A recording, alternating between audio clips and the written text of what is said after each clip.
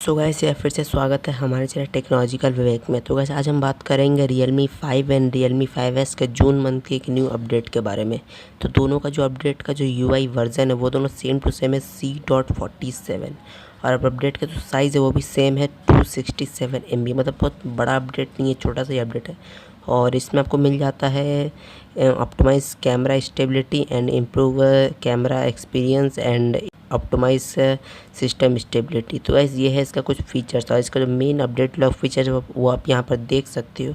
और इस update log को अगर मैं पढ़ूंगा तो ये वीडियो कम से कम 20 या 30 मिनट की बन जाएगी। फिर भी गाइस आप इसे अगर पढ़ना चाहते हो तो वीडियो को पॉज करके इसको पढ़ सकते हो। तो बस गाइस आज के वीडियो में इतना ही। और अगर आप Realme 5 है या Realme 5S को यूज़ करते हो तो ये अपडेट आपको मिला है कि नहीं मुझे कमेंट के नीचे ज़रूर बताना। और आज का ये वीडियो आपको पसंद आया है तो अपनी तरफ से एक लाइक ज़रूर करना और इस वीडियो को अपने दोस्तों के साथ शेयर कर देना। और ऐसे ही वीडियोस हमेशा देखने के लिए मेरे चैनल को सब्सक्राइब करके पास आए बेल आइकन को ऑल पे करके प्रेस कर लेना। मिलते हैं अगले वीडियो में, तब तक के लिए बाय बाय और घर में रहो, सुरक्षित रहो।